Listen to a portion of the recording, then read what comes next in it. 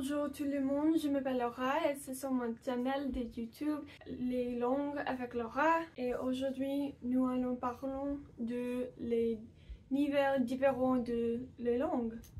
So hello everyone, my name is Laura, this is my channel Languages with Laura, and in today's video we are going to talk about the different language levels.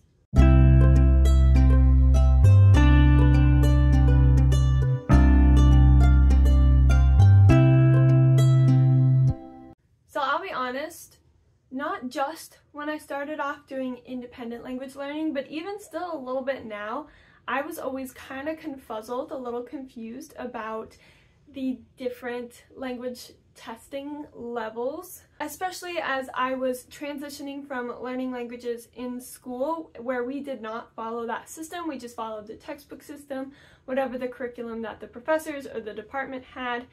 That was what we followed. It didn't necessarily line up with the whole A1, A2, B1, B2, C1, C2 levels that are outside of educational systems per se. So these are your basic levels for language learning. You can get tested in pretty much any of them and you can get your little certification that you have reached whatever level you're at.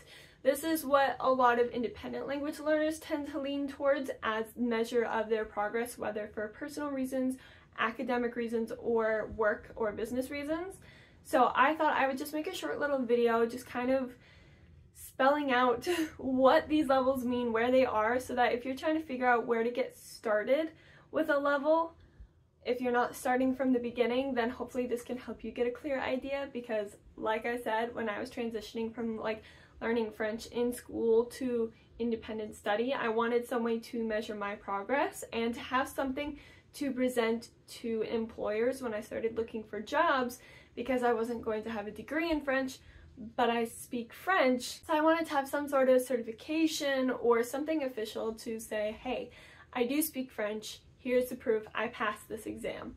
So there are 6 levels. The first 2 levels are A1 and A2, and those are considered your beginner levels. They are where you are starting off.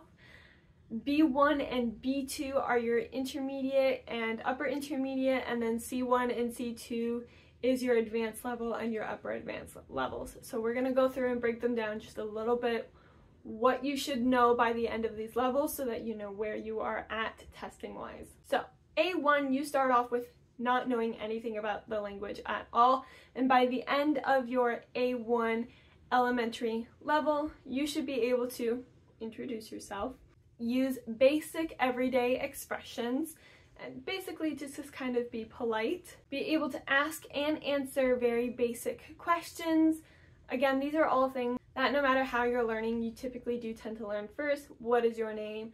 My name is, where do you live? I live, etc. and so forth. And then having a grasp on just very basic vocab and sentence structure. You are able to string a sentence together. So very basic everyday expressions and very basic sentences. This level, along with A2, tend to progress very quickly as you are constantly picking up new things, and you are typically going to have an easier time remembering them because you don't have anything else to interfere with your recall when you're trying to actually use the language, and you use them all the time. Whenever you meet new people, when you do a language lesson with other people, you almost always introduce yourself first.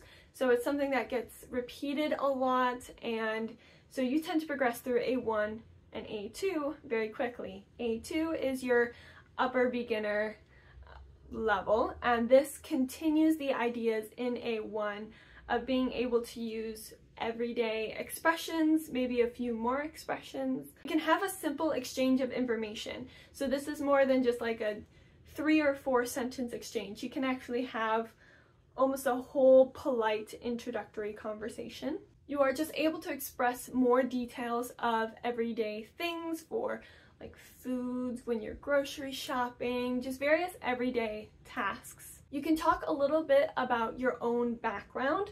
A lot of A1 and A2 is being able to talk about yourself and being able to introduce yourself, talk about yourself, and understand when somebody's talking about themselves. And again, talk about some more routine everyday tasks and be able to use more simple sentence structure, but for a little bit longer with a little bit more detail. Then we move on to the B levels. So yeah, again, you have B1 and you have B2, your intermediate and your upper intermediate levels. B1 is being able to understand the main points of maybe a longer text, not anything crazy long, but something, you know, kind of like somewhere between the paragraph to a page. You can understand the main ideas, you can pick up the themes. These tend to be more in use when you are working or going to school in the language, those types of topics you're starting to get into.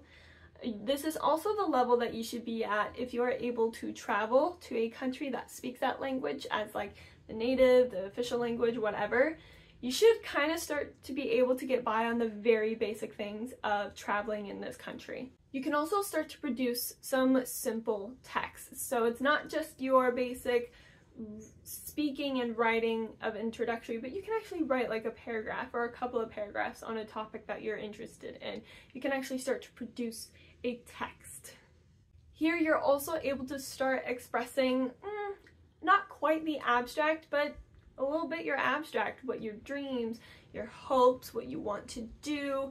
So this would involve more detailed grammar structures, not just your basic simple sentences, but you know, your future, your other moods, depending on obviously what language you're learning, because some languages have some tenses and some don't, but you are starting to get more into the grammar so you can kind of diversify your sentences a little bit, as well as gaining the vocabulary to allow you to use these diverse sentence structures. And what I mean by diverse, I mean like not just using present tense, but also maybe past tense, future tense, subjunctive, conditional moods, you know, again, whatever your language has that you're studying, you can use different, so you can make longer sentences or compound sentences or whatever, and you have the vocab to fill those sentences too. You're also starting to get into the ability to reason and explain a little bit more. So again, kind of going back to that, you can understand main ideas and you can almost talk about the main ideas. And this will grow a lot more when you reach the B2 level as well. So again, B2 really just kind of expands B1 and makes it more fleshed out and make yourself more well-rounded in what you were learning with B1. So for example, you can understand the main ideas of some more complex texts, maybe some higher scholastic or more official news sources, but just something that's a little more complex, maybe a little harder to understand. You can understand the main ideas. Again, you are not reading it and understanding every single word. You're not going word for word or even sentence by sentence. You are understanding main ideas. You can understand what the paragraph was saying or the sentence was saying, even if there are words you are unfamiliar with or it's in a sentence structure that you are unfamiliar with. And these more complex texts would include texts that are more not just concrete but also abstract. So not just talking about like a physical basic idea or a physical basic thing, but also some sort of idea, something that is a little more abstract. You can't, it's more of a visualizing thing. So you're basically understanding that. This is also where you're kind of getting into a degree of fluency. I know a lot of companies in the US want you to at least have a B2 level because you can more or less get by every day with the vocab and the grammar that you have. Not saying that you're going to school or you're going to work per se in your target language, but you can. If you were living there or traveling there, you can get by without any issues, not needing to look up a word. You have enough confidence to talk to people, have these conversations, read something, and talk about it. And that also kind of goes under the idea of you can talk with native speakers at this point. You should be able to have the comfortability to have a longer conversation with a native speaker, be able to understand what they're saying. Again, even if you don't necessarily know every word, you know what they're saying and you can formulate your own response to it and have a conversation. You should be able to provide texts and sources of your own ideas that are very detailed and that you can describe what you're thinking, what you're meaning. You can express yourself based on a topic that you are well versed in. And they also, in a lot of standardized tests, they also want this with topical issues. So if you're taking a B2 language test for your target language, make sure you can talk about whatever is topical, whatever is in the news, whatever is the thing to talk about in that target language, because they are most likely going to ask you about it, and you're going to need to be able to read whatever article or background that they want you to have and be able to have the vocabulary to insert your own opinion. You're not just regurgitating what other people are saying, but you are forming your own thoughts, your own ideas on this topical issue, and you can express yourself clearly and, you know, with some good vocabulary. You know, try and not use the most basic of sentence structures or the most basic vocabulary if you know maybe some longer or more sophisticated words. Now we get into the C levels. So these are your advanced. These are the top 2 levels. Again, C1 and C2. C1, you can start to understand implicit meaning in text, which basically means when you read a text, you can not just understand everything that was written literally, but you can also understand the meaning that they may not have outright stated. There's an idea that they never said, this is what I mean, but you can understand that is what they mean. Here is also where you get to the point of being able to express yourself fluently and spontaneously, not necessarily needing to prepare for certain topics, but already having that background knowledge just on the tip of your tongue, in your brain, to really have a spontaneous conversation about anything whenever, basically. You should be able to be flexible, be able to talk about any kind of topic, no matter your personal interest. You should be able to talk about lots of different kinds of things and be flexible, but also be efficient with it. You know, you don't take an entire paragraph to describe something that someone of a higher level can say in a single sentence. You are that higher level, you should be able to say it in a single sentence, but then you should also have more complex ideas that you can continue talking about. And you should be able to not only read, but also write detailed and well-structured materials on various topical themes and items on a wide range of subjects. Again, this goes really well if you're following an academic path, but not necessarily. So you are able to just write like a good essay on an in-depth abstract topic.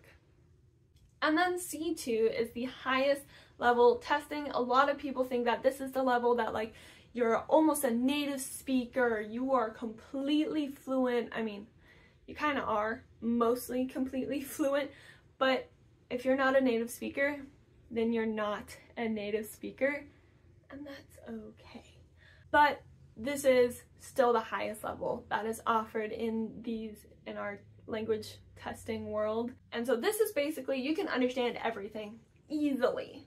You don't have to stop and think about anything. It's just instant understanding, instant being able to produce either verbally or written your ideas with absolute ease, fluency, you make no mistakes. You know, this is kind of the perfect level a little bit. You can summarize sources, you can give your own opinions, your own arguments, and you can just use the finer shade of expression of meaning is the wording that they use in complex situations of expression. So anything that you can do in your native language, you can do in your target language, basically. Again, you're not a native speaker because you were not born a native speaker, but you can do anything and everything that you might need to do living in a place that speaks this language or talking with people that speaks this language with ease, like very fluidly. Again, you don't have to think about it. So it is a little bit like that fairy tale level, at least in my mind. It's like the fairy tale level, but it is achievable. That's the thing, is I always think it's unachievable, but that is not true. It is totally achievable. We can do it with hard work and perseverance. Like I said, with the A1 and A2 levels, those can go very quickly. B1 and B2 is typically where people tend to hit that intermediate plateau. That is a thing where you just feel like you are not learning anything, you are not progressing, you're not making any progress. Like, there is an intermediate plateau, and we all hit it. We just need to find ways to break out of that intermediate plateau. I can make a whole other video on that if you are interested, but the C1 and C2 levels are are interesting because it feels less like you're learning, like studying vocab and studying grammar, and more that you're just soaking it in and like, okay, yeah, you've heard it, you understand it, you can now use it. It's interesting because it's all about like exposure and practice and participation rather than study, blah, blah, blah. It's a little less structured in my opinion because you're just exposing yourself to as much as possible so you can talk about as much as possible because you know virtually all the grammar, you have all the basic vocab, but you just need to understand how people express themselves in this language and how you are going to express yourself in that language. So it goes from really easy to really hard to just fun. And language learning should be fun, in my opinion. So there you go. I hope you have a better understanding of these language levels, either just so you know what you're progressing towards, or you know where to start off if you already know some of a language but you aren't sure if you're like an A2, B1, B2. Hopefully this helps. If it did, give it a thumbs up and comment down below if this was helpful for you for independent studies, or if you ever learned languages in school, if anyone followed that. My school didn't, so yeah, comment down below anything in regards to language learning. I do have other social media such as Instagram, TikTok, linked down below, so you can follow me there to get more content from me. And if you like language learning content like this, make sure you hit the subscribe button and hit the bell to be notified when I post videos, mostly on Mondays, hopefully. So make sure you subscribe if you are interested in language and travel. And until I see you all in the next video, au revoir, salut!